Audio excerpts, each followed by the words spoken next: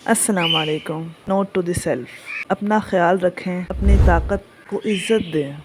جب آپ تھک جائیں اور شٹ ڈاؤن کرنے کا ٹائم ہو تو آپ شٹ ڈاؤن ہو جایا کریں، بیٹھ جایا کریں اور اپنے آپ کو ریچارج کر لیا کریں۔ دنیا تو دیوانی ہے، آپ دنیا کے قرض دار نہیں ہیں۔ دنیا تو آپ کی انرجی، آپ کی طاقت کو ہر وقت استعمال کرنا چاہتی ہے، لیکن آپ کو اپنا خیال خود رکھنا ہے۔ دیکھیں، آپ کو ہر وقت سنے جانے کی، ہر وقت نظر آنے کی ضرورت نہیں ہے۔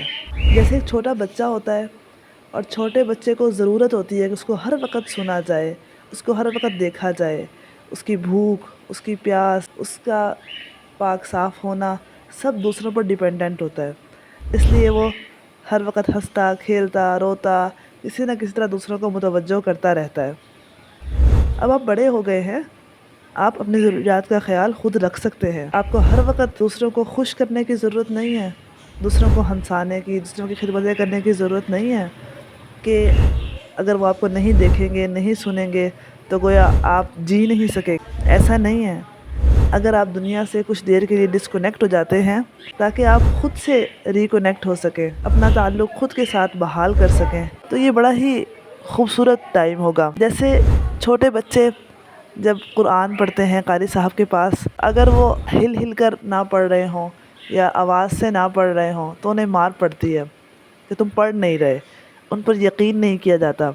اس لیے وہ اگر دل سے نہ بھی پڑھ رہے ہوں تو پھر بھی وہ جسم اپنا خوب ہلاتے ہیں اور اونچی اونچی آواز سے پڑھتے ہیں تاکہ انہیں ڈانٹ نہ پڑے۔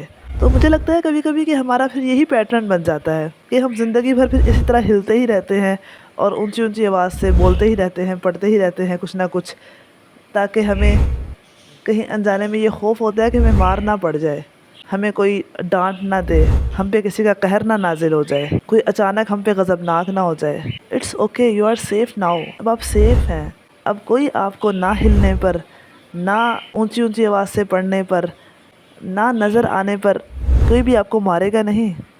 یعنی بچے کھیل رہے ہوتے ہیں، کچھ دیر آنکھوں سے وہ اوجھل ہو جائیں، جب وہ دوبارہ سامنے آتے ہیں بچپن میں تو مائیں ڈانٹ لگاتی ہیں، تم کہاں تھے، کیا کر رہے تھے، شک کرتی ہیں، کیا کر رہے تھے، کس کے ساتھ تھے، عجیب عجیب سے سوال سامنے آتے ہیں۔ تو وہی پیٹرن بن جاتا ہے زندگی بھر کہ اگر ہم دوسروں کی خدمتوں میں نہیں لگے رہیں گے، دوسروں کے سامنے مصروف نظر نہیں آئیں گے تو ہمیں بہت ڈانٹ پڑے گی اور ہم پر شک کیا جائے گا اور ہمارے جو وجود ہے اس کو ٹھکرایا جائے گا۔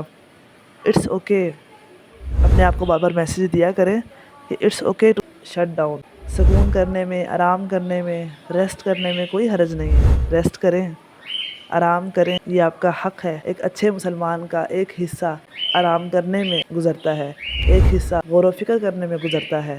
ایک اچھا مسلمان ہر وقت کاموں میں مصروف نہیں ہوتا، بلکہ وہ اللہ کی کائنات میں غور کرنے کے لیے بھی وقت نکالتا ہے اور اپنے جسم کو آرام پہنچانے کے لیے بھی وقت نکالتا ہے۔